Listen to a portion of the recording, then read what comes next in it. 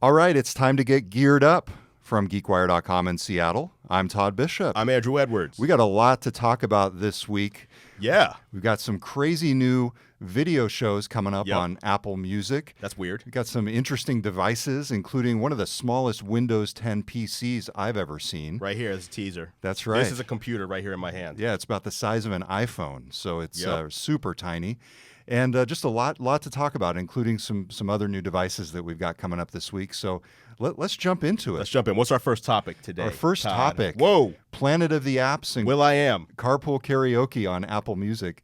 This was announced this past week, or it's been announced for a while, but they teased it this past week. Right. Of course, Amazon and Hulu and Netflix, all these tech companies are getting into original content. Right. But here comes Apple. Yes. So what do you think of this? Well, it's weird. So first of all, I mean, it's cool that Apple's getting into original content. I don't have a problem with that. That makes sense to me. What I've been trying to figure out, though, is why a service, Apple Music, is a music streaming service. Yeah. Why would they get... So Carpool Karaoke, I understand. Yes. It's a music show. You can put that on Apple Music. There's synergy there. Planet of the Apps, this, if you don't know, it's a reality show that's kind of like Shark Tank, where entrepreneurs come out and they pitch their app idea while they're going down an escalator.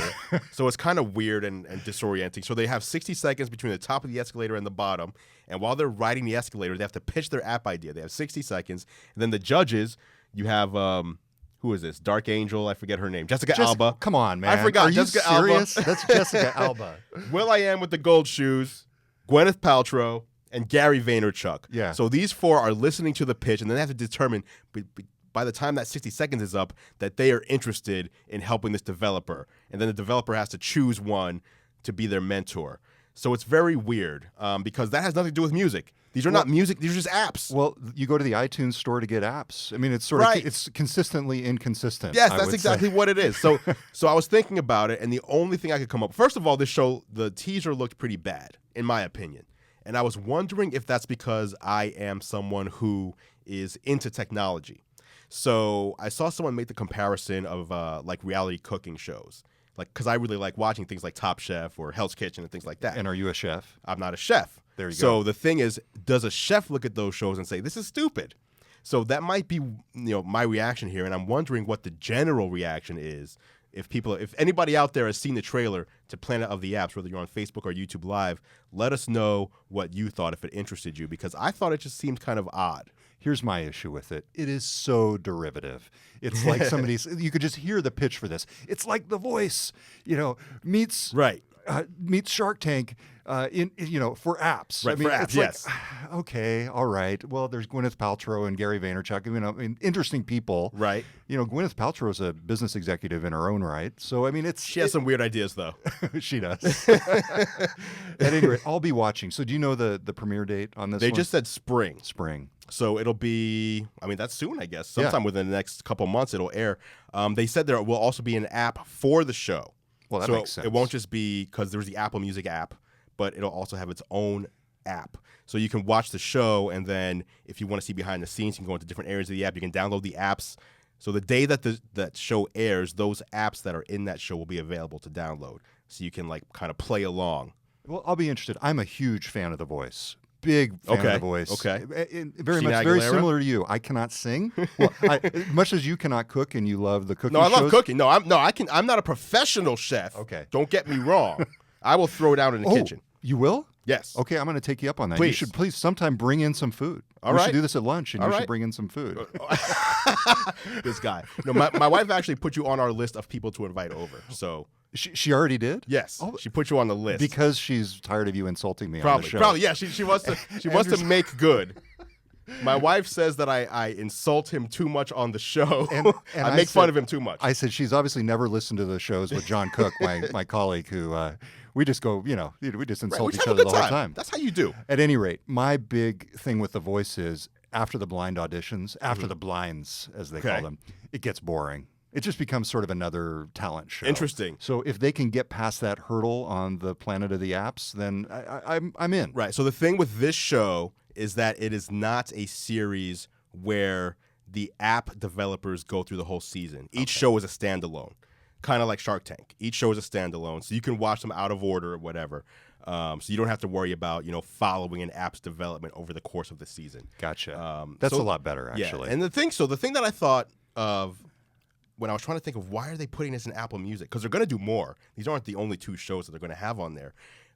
I likened it to MTV, where MTV was music videos, right, and then they started branching out with other content that had nothing to do with music, but was more targeted towards pop culture, and that brought in a larger audience. And I'm wondering if Apple Music, instead of being a service, is now a platform, and it's a platform for Apple to reach the pop culture masses. I think you're right. I don't know. So what about Carpool Karaoke? Because we teased that looked good. Yeah. Well, and of course, that's obviously an existing segment on James Corden's very popular show and a viral hit. Yep. What does it say that Apple has essentially acquired that? I think what that says is Apple is, that's a music play and a pop culture play at the same time. And that's a smart one because it fits into Apple Music. It'll be an Apple Music exclusive. And then they're getting all these pop culture icons on the show. So James Corden is not going to be the main character in Carpool Karaoke anymore. He'll still appear in it, but it's going to be, you're going to have 2 celebrities just riding with each other. No James Corden in the car. Oh, so that's how they're scaling it, right, exactly. So it's going to just be, they're going to pair up random celebrities and they're going to do Carpool Karaoke, and they're also going to put them in situations outside the car as well. So one thing I saw was Shaquille O'Neal and John Cena showed up in like a bakery after they were in the car, singing together. They were at a bakery doing some sort of skit.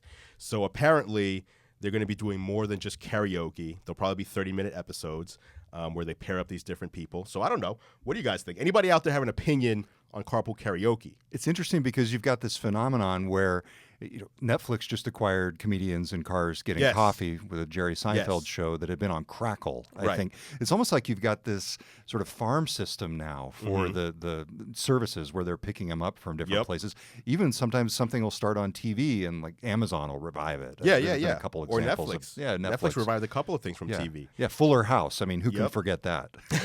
Right. But there have even been shows like The Mindy Project, which was popular on network TV, but not popular enough to keep it on there. And Hulu was like, okay, we'll take that and we will buy the rights and we'll keep it going. So, I mean, that's just the future. The future is TV content and these different services, just picking up exclusive content because they need to sell, the idea of getting people onto their service, unlike music. Do you consider Apple Music with stuff like this a credible threat to any of the existing services? It seems like Apple's just sort of dabbling in all this stuff all along. I think there is a slow burn happening. I think Apple has a plan. And, to us, we saw, okay, Apple Music. Apple wants to take on Spotify and they want to take on Amazon and all this. They want to be in music. And now we're seeing shows getting mixed in. So now it's like, wait, they want to take on Netflix and they want to take on Hulu. And really what Apple wants to do is become just an all-out powerhouse in media and pop culture. All right. You're listening to Geared Up. I'm Todd Bishop. He's Andrew Edwards. We've got a lot to talk about this week. We're going to take a break, and we will be right back. You're listening to GeekWire on Cairo Radio 97.3 FM. All right, we're back from GeekWire.com in Seattle. I'm Todd Bishop. I'm Andrew Edwards. It's Geared Up, and we've got a big show to talk about this week. So let's move on to our next topic, which is this device. Caavo. Caavo. Yes, that's right, Caavo. We were practicing saying that correctly, so I was excited to just get it out. C-A-A-V-O. Yes. 2 A's, 1 V, 1 O. That's right. And 1 C at the beginning. You got it. All out of order, but that's correct. So what the heck is this thing? So this thing is interesting because it is a set-top box for your set-top boxes. So you would plug in, let's just say, an Apple TV, your cable box, your whatever else you might have on your, what do you call these? Your Roku. All those things. You plug those into here. In your entertainment. Everything in your entertainment center plugs into one device? One device. So kind of like your receiver, but this is between the receiver because what this then does is it intelligently knows what's plugged into it. And the way that it does that is not through identifying it through the cable or anything. It actually looks at the signal that's being generated. So it visually scans and sees what the device is. So let's just say you had an Apple TV plugged in. This device knows what the Apple TV menu looks like and therefore says, oh, this is an Apple TV.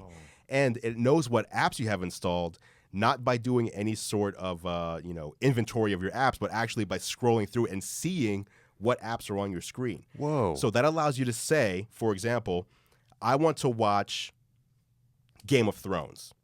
It knows, okay, Game of Thrones is an HBO show, so I need to find the HBO app and open the HBO app and then scroll over to Game of Thrones and hit play.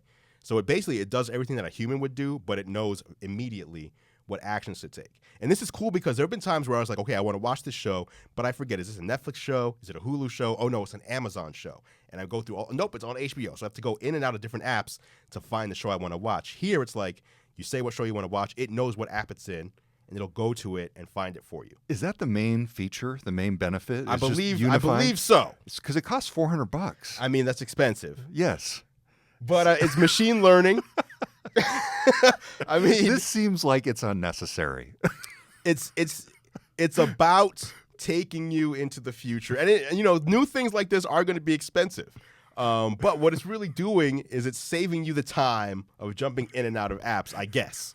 Okay, I like the concept, and it really speaks to a challenge that I have. I completely agree with you. It's not just, wait, is that show on Netflix? It's like, wait, do I get Netflix Best on my Fire TV stick or on my Xbox?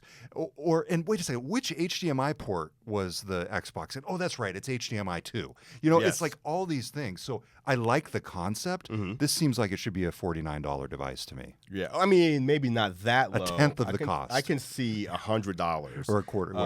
My math. There has to be something. I mean, again, it's machine learning, so this is maybe what it's doing now. Yeah. Maybe in the future, that technology allows us to do more. It's not out yet. I don't know exactly. Like, we haven't got our hands on it and we haven't used it. But, machine learning is a thing that's, coming to fruition now. Back to, you always go back to knowing where your car was parked. Yes. You park your car, your phone is like, hey, you parked here. You get excited about that.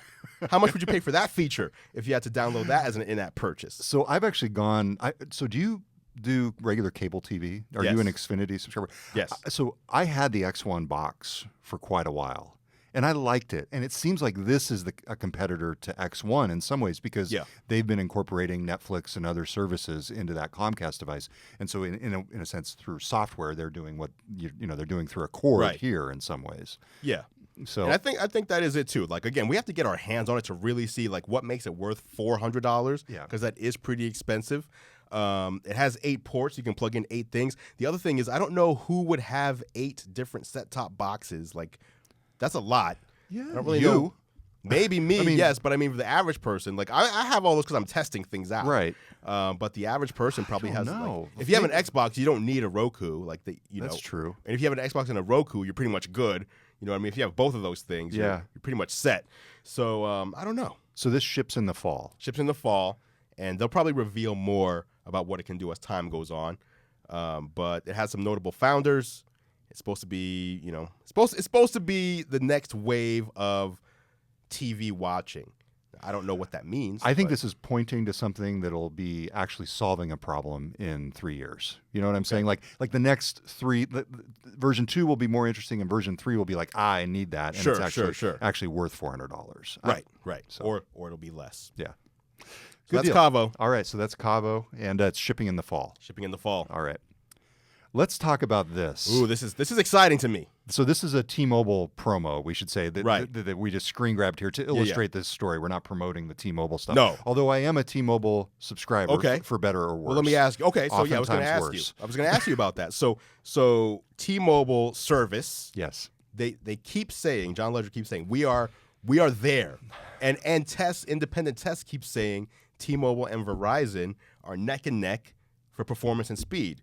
But that doesn't mean they're neck and neck for getting a signal. That's right. So my problem with T-Mobile is not in the city. So if I'm in Seattle or Portland or even, Vancouver, BC, wherever, obviously I think they hand off to somebody else up there. Sure. But at any rate, major metropolitan areas, totally fine. Okay. When I get out into, like where I grew up in rural Northern California. Okay.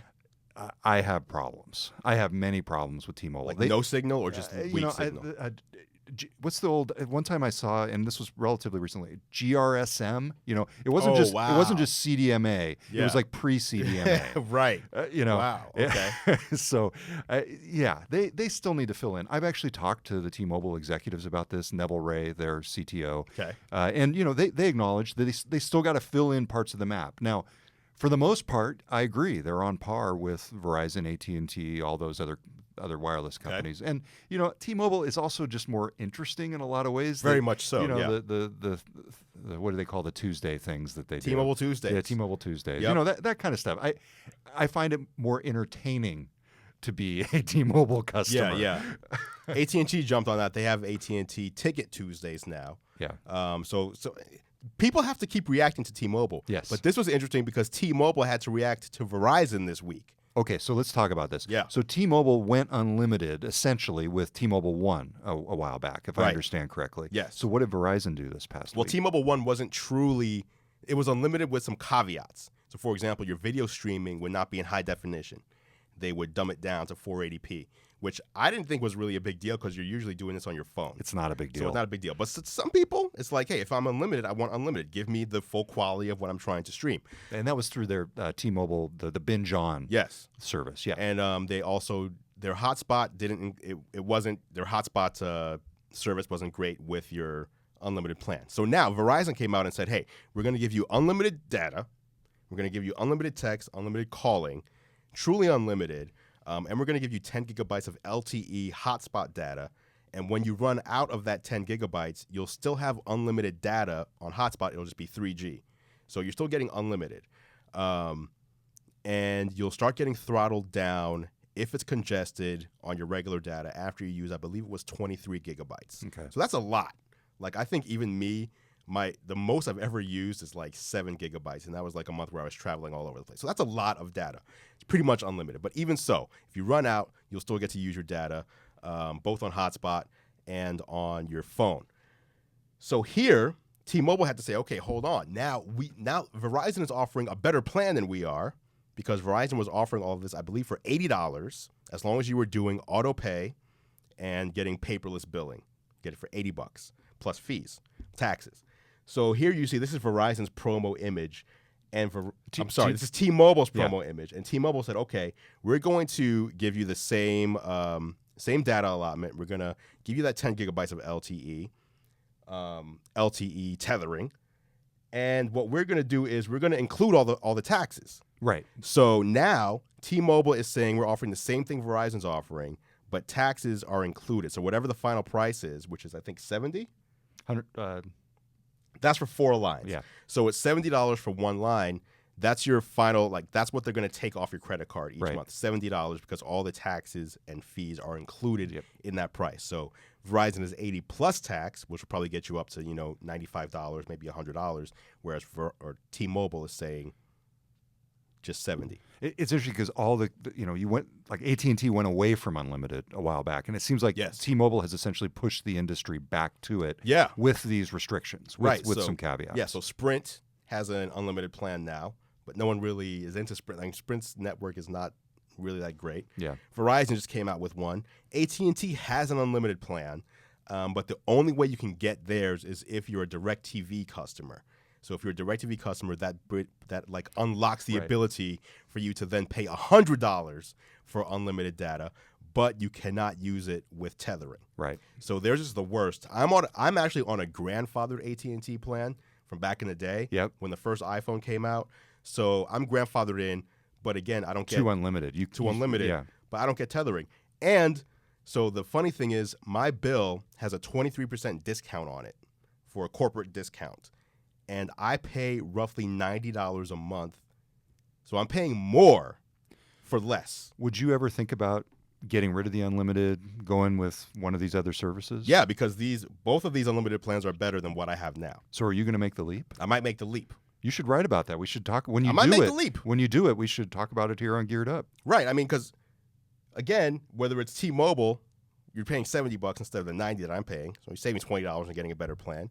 Or you go to Verizon, you're getting way better coverage, way better service. Here's where I am on all this. The issue is that everybody's needs are different. Mm-hmm. All of the wireless plans are very complicated to follow, except for T-Mobile. It is nice that they're wrapping, essentially taking the taxes and fees into the bill now. My advice is set aside 10 minutes a month, 5-10 minutes a month to truly look at your bill. And it doesn't take a look at the bill. Yeah, not just the wireless stuff. Take a look at your cable bill. You will be shocked sometimes at the things you can get rid of. Don't rent your cable modem. Buy a cable modem one time. I mean, just with a little bit of attention, you can save yourself some significant money every month, and that compounds itself over the year and the years. Anyway, I'm big into actually reading or at least scanning the bill. We're having a lot of T-Mobile customers here saying that their service sucks. Yeah. Why are you with them then? Yeah. Why do you stay with them if it sucks? Free pizza. That's true. Every Tuesday you get some free pizza. Well, no, it's not free pizza every Tuesday, but it's free something Free every something Tuesday. every Tuesday. Frequently, Yes. or sometimes pizza. I saw a lot of T-Mobile customers posting pictures of like heart-shaped pizzas yesterday. Yeah, I think that was interesting. Yeah, I think that was the promotion for T-Mobile Tuesdays this week. All right. My wife actually calls every like 3 months. She'll call like the cable company, and she like threatened to cancel, and like the bill gets lowered by like 25% every time. That's smart. You do that with Xfinity too. Yeah. I've got a friend. Oh, that's a whole other story. We'll save that for another time. But like stories. A very budget conscious friend who does that, and she's the type of person who, when you go to a hotel, she will purposefully come up with something to complain about. She's not even upset. Something is wrong in the room. Something is wrong in the room, and she'll call the front desk and complain each day. That's great. Hopefully she's watching. That'll be funny. Hopefully she's not. I don't know. It's all right, Cheryl. It's going to be okay. I know I just talked about you on the show. But. People are asking what phones we use. Do you want to divulge? Oh man, I use an iPhone 6s Plus. That's not bad. 6s Plus. It's not bad. I mean, I know, but it's not the 7. It's not the 7. I use an iPhone 7 Plus. I'm very excited about the next year's iPhone, which we talked about in the past. We'll probably talk about it again next time because there's so many new rumors now. Yeah, but we didn't have time this week. Well, Robert Scoble was in last week on our GeekWire show. And what did he say? He said something crazy. I'm sure. It was so he thinks that the next wave of iPhones is going to be all about augmented reality, and I agree with that. That's the reason that they're showing the clear one. Who's showing the clear one? No one's showing the clear one. Some random. He's convinced that it's going to be. Robert Scoble believes the next iPhone is the next major iPhone because I think there's going to be 2 models next time. I don't want to misquote him. I'm not sure exactly what he was saying. I've seen what he said. He believes the next iPhone, the major one, the top of the line one, is going to be clear. Yes. And that there'll be like basically a strip, a solid strip at the bottom or the top, and the rest of the device will be clear like plastic that you can see through it. Yes. And there's going to be augmented reality elements on that iPhone. I don't think that's going to be the case. In my opinion, what's going to happen is it's going to be a bezel-less iPhone, and it's going to use the camera to basically, whenever you launch the camera, you're seeing what's behind the camera. And if it's bezel-less, now the phone looks clear because it's all camera. It's all a window now. So I think that's what it's going to be because there's so many. I mean, the battery itself, you have a big battery in there. How's that going to be clear? Okay, so I know what the bezel is. How do you make a bezel-less device? It's just clear? The way you make a bezel-less device is you have a thin bezel at the top, thin bezel at the bottom, and the sides curve. Okay. So like the Note 7, okay. The Note 7 that was exploding and they had to get rid of, that was an almost bezel-less phone. But the next ones, the LG G6, the Samsung Galaxy S8, those are going to be true like almost bezel-less devices. They're going to curve, and they're going to have a thin layer at the top, thin layer at the bottom for your home button and your camera at the top and your earpiece, and the rest is going to just be screen that curves around the side. So that makes it, once you launch a camera, it's like you're just holding 2 strips at the side. Everything else becomes, it blends into the world. So I think that's where we're going to see the next iPhone go. Okay. Hey, let's talk about my favorite new computers. We got them right here in front of us. Do you see them, Andrew? Yeah, I see them. Yes. This right here. Okay. This is a full-on computer right here. That's right. So 2 things. First, I want to talk about this. You said it's Ockel. Is that right? I don't know if that's right. Ockel. I don't know. Let's go with Ockel. Ockel. Okay. This is hold it up? Yeah. So this is a device. This is a Windows 10 PC. And this whole thing, encompassing. And let me turn it to the side. You can see, look how thin this is. Yeah. This is a Windows 10 PC. It's and called at the top. It's got a power connector, 3 USB ports. No, 2 USB ports and an HDMI. Right. And it's got a micro SD on the side. Oh. It's got a headphone jack and a mic jack. They're still keeping the headphone jack on this. They didn't get the memo. They're keeping it old school. So this is, I should, in full disclosure, I bought this myself. I somehow didn't get a comp on this. Okay. From our own GeekWire deals. Okay, site. right. I'll put a link into the thing if you want to check it out. It's $189, but I like this because it's a trend. This is the Chrome Bit. This is not a Chrome Most people don't know about Cast. this. Yeah, most people, I don't know why they have not promoted this more. So it's an Asus machine. It's basically like a Chromebook, right, on a stick. On a stick. Not a Chromecast. I just want to be clear. You are not streaming to this. You plug this into your HDMI port in the TV. It's got a USB here, so you can plug in essentially the little USB receiver for the keyboard and mouse. And you can run Chrome, the OS. Full Chrome OS. On an HDMI-enabled device. TV. Yeah. I love these things. We've got so many of these in the office How much now. for that? This one is, let me look it up here. Why is it not there? It's right there.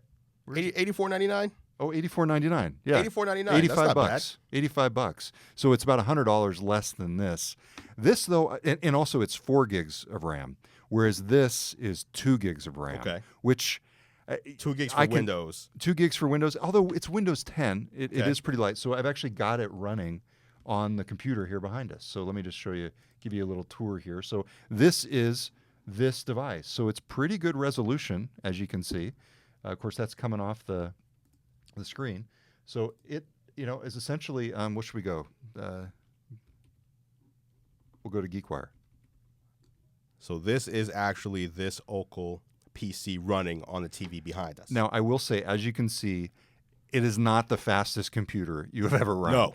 And the other thing was when it showed up, it had a little, the seam along the top was not as good as it should have been. Okay. It was coming apart a little bit. I pressed it down and it seems to be good. But it's a $189 PC, It's right. Not bad. Yeah. Not so bad. it obviously we're getting the demo here. You know the specs on this? Yes. So you said 2 gigs. Someone asked about the specs in the comments. So we got 2 gigs. 2 gigs on the 2 gigs of RAM. Yep. And actually, I will. What I'll do is I will drop into the Facebook Live feed. I'll drop a link so people can check it out. 2 gigs of RAM, and I'll tell you the rest here. What kind of processor is in here? Yeah, it is an Intel. I believe it's a Bay Trail. Does that sound right? Intel Bay Trail processor. Yep.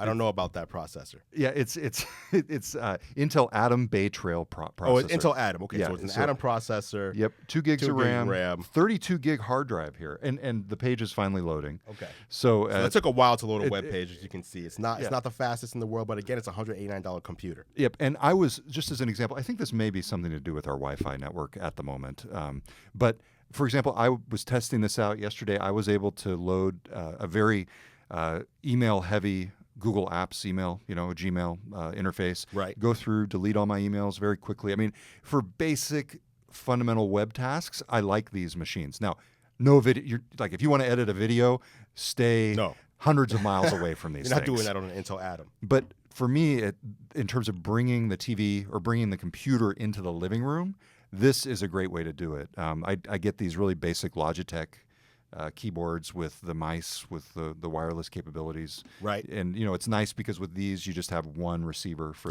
the two, and it's, to me, I think this is sort of an underappreciated new frontier of computing. Do you have this in your house? I actually don't have that in my house. See, I knew it. I knew it. Nothing in the house. I knew your house did not have anything modern. You get home and it's like, I don't want all this fancy stuff. Give me my Give me my Xbox 360. Oh man. Are you getting a Switch? I would like to get a Switch. You're gonna get a Nintendo Switch for the office or for the house? Something for the house. I think my daughter would really like it. Whoa. I do have a Chromebook at the house. Okay. We're sort of weaning ourselves off the original Surface RT for the Chromebook. I know this is all recurring themes. People who listen to this are getting tired of me talking about my Surface RT. Talking about your old technology. Yeah. By the way, somebody on the Facebook Live thread asked, who is this? And I assume that was a reference to either me or you. Okay. All right. Who are you? Let's do a level set here. So this is the recording of our weekly Geared Up show. Okay. That is a podcast segment on the GeekWire radio show. Yes. I'm Todd Bishop from GeekWire. He's Andrew Edwards from Gear Live. Yes. Longtime technology gadget reviewer, reporter, journalist. Yes. Man about town, tech influencer. Yes, so GearLive.com. You find me at YouTube.com/GearLive as well. And we teamed up. We've been friends for a long time, and we decided let's combine our efforts and do a cool weekly show that deals specifically with tech. So not only is there the live stream video, but there is also the podcast. So if you want to listen to it on your way to work or whatever, you can download it, listen to it in the car. That's right. Right now, you get that through the GeekWire podcast. Yes. Very soon, I've been investigating this, and I need to talk to you about it. Uh-oh. You're going to be able to get your own Geared Up podcast The feed. Geared Up podcast feed is coming at you. So right now, look for the GeekWire podcast. This is there, but soon there'll be a dedicated That's right. Geared Up podcast you can listen to. And of course, we do this every week. So I'm curious, what do people think of the YouTube streaming? Yeah, what do you guys think of the YouTube stream? Does it sound good? Does it look good? I know there's a lot of chat going on.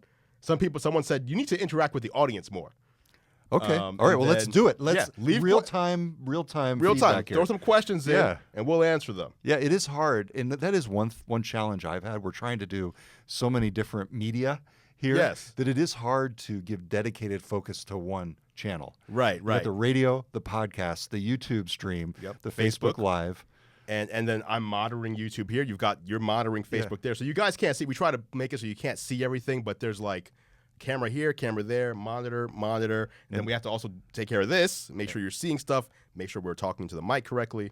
So and Claire McGrain from the GeekWire team is here, and she's monitoring the audio, and she puts everything together lately. So we're getting you a little behind the scenes. Did her hand make it in? Claire, put your hand back in and say hi to everybody. Nope, still didn't make it. Oh, well. Oh, no, it did on the Mevo. All right. So, anything from the YouTube folks that we want to talk about before we? Someone, my wife asked, Are you being nice this week? Is Todd's wife more like me, since you are more like her? Which is, she is more of a, we don't need the next big new thing. My wife would be fine if we had a 13-inch black and white TV. My wife is more like your wife. Oh, that's funny. Yes. That's funny. Okay. So she's, in fact, sometimes she curses at me for ever introducing a phone into her life. A smartphone. Because she was fine with the flip. She was totally fine with the flip phone. And I said, well, how would you text? And I think she was really good at T9. Oh, wow. Yes. That's a skill. That is a skill. That's a skill by a very small swath of the population. Yep. That was sort of a lost Teens art. were really good at Like Paris Hilton back in the day, she knew how to do that. Yes. She had the sidekick, though. She did until that went bust. Someone said we sound like we're in a fishbowl a little bit. On YouTube. So what's happening there is we're actually live streaming into my iPhone 7 Plus, and so it doesn't have a dedicated microphone on it. But I always make an edited, much nicer version of the show that will then be uploaded later. So if you miss the live stream, you'll actually get a nicer version of the show, a few days after we're done recording. Right. And of course, we're recording straight off the mics. And that was another challenge. I know we're getting so in the weeds here, but that was another challenge with the Mevo, if anybody tries that out. This is a cool camera. I love it. Mm-hmm. It's available at Best Buy. I think it was, $300. Yep. But we're just going native off the Mevo camera there. Instead, we were trying to pipe these mics into that, and it was causing all sorts of craziness. Right. There's a lot of duct tape in here. We finally do have the lights up. We have some real lights up in here. Yeah, exactly. This is nice. This all is right. nice. One last question. Someone asked, will the iPhone X8 10th anniversary, whatever, will it have an A11 or A12 chip in it? You know Andru? What that is? Yes. I'm going to say, so right now we're at A10 in the iPhone 7. We're at A10 chip. I'm going to say it's going to have an A11 chip. Just because that's the next in the line. I don't think it's going to have. They're not going to skip to the 12. So I think what we're going to see is we're going to have the iPhone 7s and iPhone 7s Plus. Yeah. We're going to have those two devices. They're going to be derivative or not derivative. They're going to be the next evolution of what we have now. Yep. And then we're also going to have.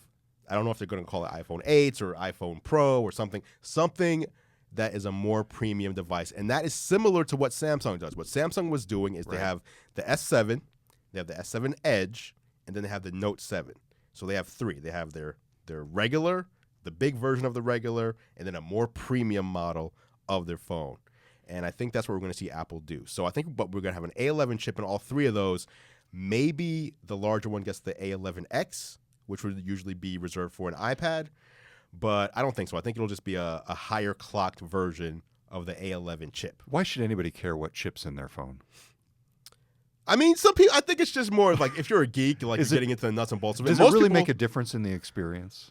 I think so. In what way? I think so.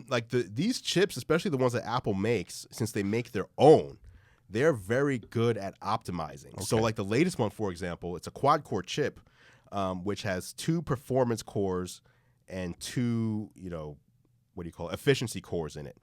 And it'll actually actively send If it needs high performance, it'll send it to the high performance core. If it's a low performance, instruction, it'll send it to the efficiency core. Okay. And that saves your battery instead of just having 4 cores that are all running at the same clock speed. And then if you put your phone into low power mode, it turns off the 2 high performance cores completely.